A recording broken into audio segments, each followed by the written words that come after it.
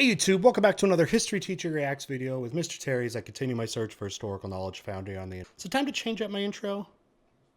I don't know, let me know. Alright guys, today we are checking out the video that our awesome patrons voted on this week. And looks like we're headed back to Simple History, one of my favorite channels for cool, kind of interesting stories. And this video is called The British POW Who Returned to a German Prison. This is in their Strange Stories series here. Okay, so immediate thoughts. I was wondering, maybe was this the type of deal where he, it was in prison, he was a POW and was like, hey, I got to go back to my family or something. I thought I heard a story about that before. Like, I need to go back to my family. There's something going on. Mom's sick or something, but I promise I'll come back. I promise I'll come back. And I'm sure people would make up all kinds of excuses for that. But thanks again to the patrons that voted on this. If you would like to support the channel and get more kind of influence on what happens here, because all patrons of all levels get to vote on videos. There's a link down to Patreon down below. If you're into gaming, okay, you notice I'm into gaming. My whole room is an office / whatever arcade you want to call this room. You can tell I'm into gaming. Definitely check out my YouTube gaming channel and my Twitch channel where I do live streams and fun video content. Links down there. All right, and the original link is down below. It's important that you guys know that, so you can go click that. Make sure whether you've seen the video or not, you support them, give them the view, like, subscribe to Simple History. They are an awesome channel, and let's go ahead and start.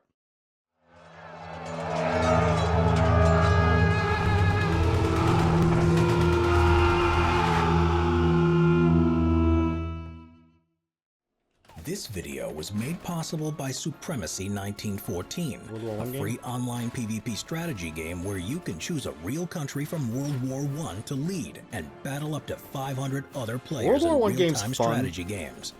Assemble an army from a wide array of units, craft your strategy, forge alliances with other players, declare war, and take over the world. In Supremacy 1914, you can play out your own stories of risk and triumph in real-time games that can last weeks. We're excited to offer our Simple History audience an exclusive promotion. Click on the link in the description to get 15,000 gold and 1 month of Supremacy 1914's premium subscription for free.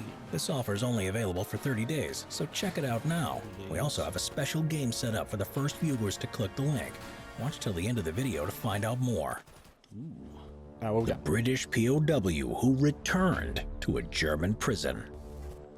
World War I was a bloodbath where millions were killed, to end all wars, mostly in brutal trench warfare, and it dragged on for an agonizing 4 years. Not only were millions killed or injured, but both sides also took around 10 million civilian and military prisoners of war between them. For instance, the Battle of Tannenberg that took place on the Eastern Front. Okay, why is this dude just grabbing onto the razor wire?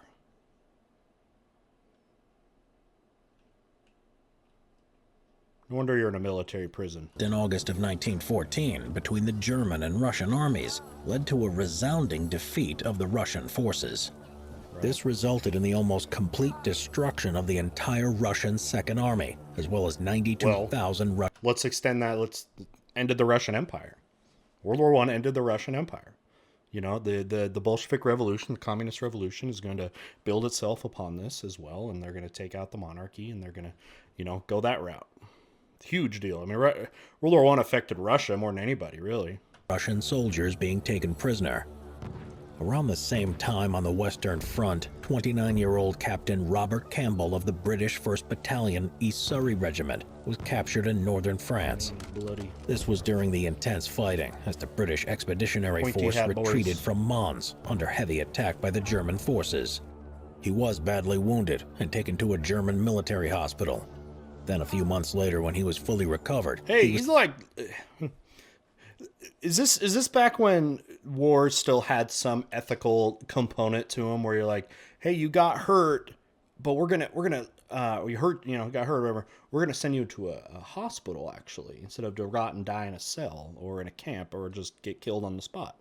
Was sent to the Magdeburg prison. Also, can we talk about this German pointy hat boy that put his ID number on backwards there? Of war camp in northeast Germany.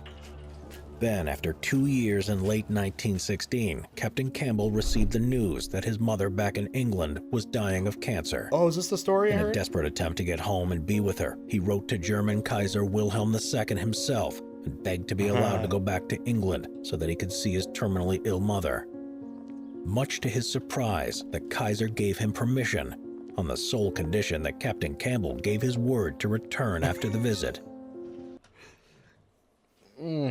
This story, it's like, first off, you can just write the Emperor of Germany. You can just write him, and he reads like his fan mail or something, or not fan mail, let alone his mail from prisoners. He reads that stuff. Did this happen? I don't know. Yeah, so let's return back to his mom. I promise I'll come back, though. Oh, great. It is thought that he made his way back to England by train and boat via the Netherlands and stayed with his sick mother for a week at her home in Gravesend in Kent before he returned to his prisoner of war camp in Germany. His mother died a few months later in February of 1917. Okay. So that's good. He got to see his Captain mom. Campbell would later explain the reason he went back to the prisoner of war camp. He felt that as an officer and a gentleman, he was honor bound to keep his word. See, look at that. We got ethics. We got moral standards here in war, both by the German side and the British guy. This is very gentlemanly war. Although, again, they say at the end of this war, the World War I, not obviously not the war to end all wars, but the war to change all wars, because all of this stuff went right out the window. How devastating this war was. There's no honor in it. There was, none of that. It just turned to barbary. He was also fearful that if he did not keep his promise, the Germans would never consider such requests again from that's other true. prisoners for similar compassionate leave. That's true, because you're wondering, like, what incentive does he have to actually go back? Well, I mean, if you're the Germans, wouldn't you say, all right, okay, if we're going to do this, there's going to be some rules. If you don't come back by this time, we're going to execute prisoners, other German or British prisoners or something. I mean, you could hold some kind of accountability. You still got to hope that guy gives a crap about anything else but himself, though. As it was, the German military never allowed such a request again. It is thought the reason for this was that the Allies turned down a similar request from a German prisoner of war, so the German authorities decided not to make an exemption ever again. It was also Captain Campbell's duty to try and escape, so on his return to the camp, he and a group of other officers spent 9 months digging a secret tunnel under the perimeter fence. They did manage to escape and made it as far as the Dutch border before being recaptured. That's so interesting, because he could have just escaped if he really wanted to, but no, he went back to do a legit escape. I don't know if the German guards and all, they're like, oh, Campbell, you scoundrel. Captain Campbell stayed as a prisoner of war until the end of the conflict in November of 1918, whereupon he returned to his regiment. He had joined the British Army in 1903 at the age of 18, going on to retire from military service in 1925. But when war broke out again in 1939, Campbell was one of the first to re-enlist at the age of 54. He spent the war as the chief observer of the Royal Observer Corps on the Isle of Wight. After the war, he retired and stayed on the island, where he died in July of 1966 at the age of 81. Remarkably, his actual combat career was incredibly short, as he was captured on August 24, 1914, when Britain had only entered the war just 20 days before on August 4th. Okay, this makes a lot more sense then, because the beginning of the war and how people were treating the war is very different by the end of the war. The beginning of the war, people did not think this would be such a heavy affair. It would be pretty quick, it's just like the other skirmishes that Europe's had in years before this. Nobody understood how devastating it would be. It would be the bloodiest war ever. I mean, everybody was home by Christmas, right? When they start fighting in the late summer. So, I don't think you would ever see this happen. You would never see this happen at the end of the war, when all of those unwritten rules or any kind of gentlemanly, agreements or something, you never see that stuff by the end of the war. All that stuff was gone.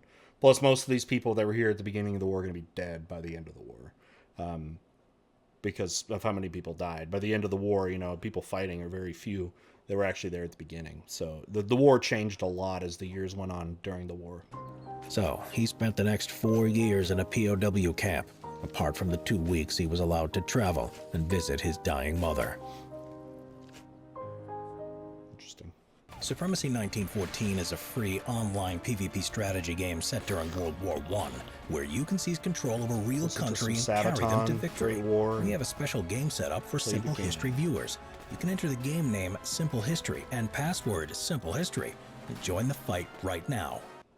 All right, so again, something I want to expand upon is this idea that the way the war was going and how the war was viewed at the beginning is very different than how the war ended. The war, again, ended in the fact that it changed so much that that's why you can call it the war to change all wars, not the war to end all wars. But war will not be seen different, will not be seen the same as it was, even in those first few months of the war. Like, you know, the people that went into war here in the 19-teens had been taught from a young age of what war was like. War was... it was, yeah, almost like gentlemanly. It was very glorifying and that kind of thing. Because there hadn't been wars that had seen that kind of carnage that you're gonna see by the end of the war, right? And all that stuff happened. I mean, like an example, the Christmas truce that happened in that first Christmas, where, you know, the two sides put aside their fighting and then played a friendly game of soccer, football, right, out in no man's land, and they're singing Christmas carols across each other from the trenches, and all that stuff ended. Not even, I mean, by the midpoint of the war. And you're never going to see that stuff happen again in wars, probably forever. You're never going to see that kind of thing. Because, again, we never had the ability to destroy each other so indiscriminately and so devastatingly as World War I, right? First major global industrial on industrial power war, right? Where weapons are being mass produced and they're being created and improved upon that can kill way more people. And you saw that again with the war, and that changed the war. I mean, the way people thought war was going to be fought in World War I is going to be like what they had been taught in the past about. It's these small skirmishes and you charge in and then the enemy retreats and it's great and not many people get hurt and all this stuff. And the equality too of the technology among these nations led to stalemates, right? And there was no glory in sitting for months and months in a trench, literally waiting to die with no end in sight. There was nothing glorious about that. So even a story like this, I can, as a teacher, can put in kind of my little arsenal of things of showing how the beginning of the war was very different than the end of the war. Again, the beginning, I've always taught the Christmas truce story, and now I can add something like this because they were saying this was in 1914, right? It was at the beginning of the war, only a few days into the war, and how these more ethical, whatever you want to call it, events in the war are things you're not going to see at the end of the war, and probably in war in general. I mean, that's the big impact of World War I, is it did change all wars. So this would be great as a teacher to show in and just show how things were differently, that you would actually see something like this, because I don't think current generation of people, they don't think about this stuff. Like, why would you? It's war. Why would you have all these unwritten rules stuff? They're your enemy. Do whatever it takes to defeat the enemy, right? And maybe that's an attitude again that has just been maybe the biggest effect for today in World War I when it comes to how wars are fought. All right, with that, thanks again to the Simple History folks for making awesome content like this. The original video link is down below. Make sure you support them. Give them the thumbs up. And if you haven't subbed to my channel, love to have you around. Give it a thumbs up too. Really helps the channel out. And hope you guys have a good day. And we'll see you next time. Bye.